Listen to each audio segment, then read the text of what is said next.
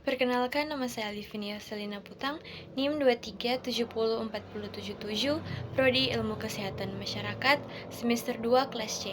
Saat ini saya akan mempresentasikan hasil makalah saya yang berjudul 9 Kriteria Hill dan Ukuran-ukuran Epidemiologi. Tujuan untuk mempelajari epidemiologi agar mahasiswa memahami apa itu 9 kriteria Hill dan ukuran-ukuran epidemiologi, dan yang kedua, agar mahasiswa mampu menerapkannya sebagai sarjana kesehatan masyarakat. Kita masuk dalam pembahasan. 9 kriteria Hill. Pada tahun 1965, Sir Austin Bradford Hill menerbitkan 9 sudut pandang untuk menentukan hubungan epidemiologi yang bersifat kausal. Sejak itu, kriteria Bradford Hill telah menjadi kerangka kerja paling sering dikutip untuk inferensi kausal dalam studi epidemiologi. Dan berikut ini adalah kriteria yang dikemukakan oleh Bradford Hill. Yang pertama, kekuatan asosiasi. Kriteria sebab akibat yang pertama dari Hill adalah kekuatan asosiasi. Ia menjelaskan, semakin besar hubungan antara paparan dan penyakit, semakin besar kemungkinan hal tersebut bersifat sebab akibat. Peralatan modern telah memungkinkan para peneliti mengumpulkan kumpulan data yang jauh lebih besar, mengakses berbagai macam data, menggunakan algoritma yang kompleks, dan memilih dari banyak pendekatan statistik. Yang kedua, konsistensi. Secara tradisional, kriteria konsistensi Hill ditegakkan ketika beberapa penelitian epidemiologi menggunakan berbagai lokasi, populasi, dan metode untuk menunjukkan hubungan yang konsisten antara dua variabel sehubungan dengan hipotesis nol. Yang ketiga, kekhususan. Hill berpendapat bahwa keterkaitan tersebut lebih cenderung bersifat sebab akibat jika bersifat spesifik. Artinya, paparan tersebut hanya menyebabkan satu penyakit.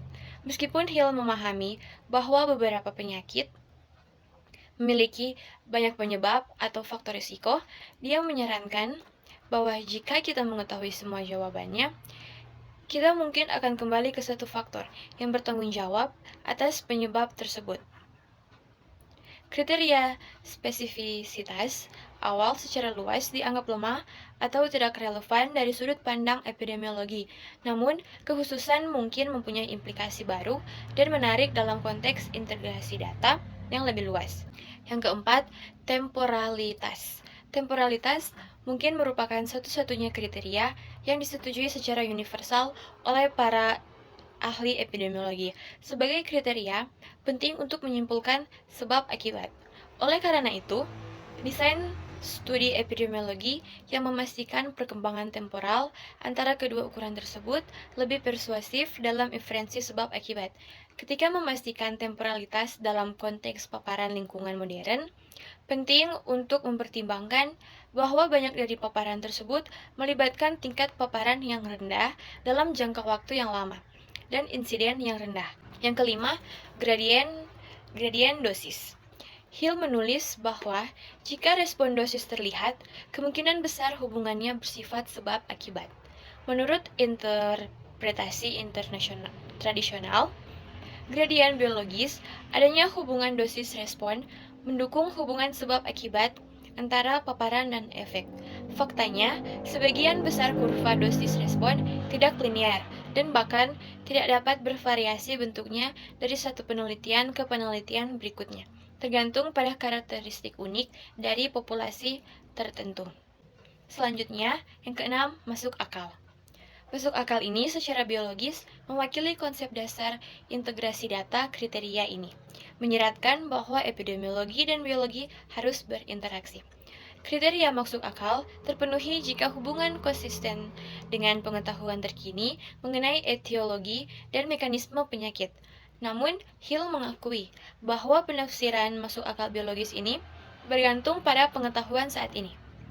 Saat ini, alat seperti pengujian screening dapat digunakan untuk mempelajari jalur spesifik yang masuk akal secara biologis dan mengidentifikasi agen beracun yang mengganggu jalur tersebut dengan cara yang ditentukan. Selanjutnya, yang ketujuh, koherensi. Koherensi dipandang serupa dan masuk akal biologis, yaitu cerita sebab akibat harus masuk akal dengan semua pengetahuan yang tersedia bagi peneliti. Hill mengidentifikasi bukti histopatologis perubahan epitel, bronkial, dan uji toksisitas berbasis hewan untuk karsinogenesitas asap rokok sebagai contoh cerita yang koheren di antara beberapa cara desain penelitian. Lanjut yang ke-8, percobaan. Hill menjelaskan bahwa bukti yang diambil dari manipulasi eksperimental, khususnya studi epidemiologi mengenai penurunan risiko penyakit setelah intervensi atau penghentian paparan, dapat memberikan dukungan terkuat untuk kesimpulan kausal. Paparan individu dapat menyebabkan modifikasi epigenetik pada DNA orang tua yang menghasilkan efek yang diamati pada keturunannya di masa depan. Dan yang terakhir, 9, analogi. Analogi telah ditafsirkan bahwa ketika satu gen penyebab diketahui, standar bukti diturunkan untuk agen penyebab kedua yang serupa dalam beberapa hal. Oleh karena itu, nilai analogi modern tidak diperoleh dari konfirmasi kesimpulan kausal, melainkan dari pengajuan dan pengujian hipotesis mekanistik. Temuan ini memperkuat analogi abses dengan mengonfirmasi bahwa mungkin mampu menyebabkan penyakit yang dimulai dengan peradangan pleura mekanisme yang sama yang menyebabkan mesotelioma terkait abses. Materi yang kedua, ukuran-ukuran epidemiologi. Untuk mengetahui besarnya suatu masalah kesehatan, baik morbiditas dan mortalitas di suatu wilayah, diperlukan berbagai macam ukuran-ukuran frekuensi. Berikut ini adalah penjelasannya. Yang pertama, rasio. Rasio merupakan angka perbandingan atau dapat diterjemahkan sebagai dibanding dengan. Jadi, rasio adalah perbandingan suatu peristiwa sebagai numerator dan peristiwa yang lainnya tidak berhubungan dengan denominator.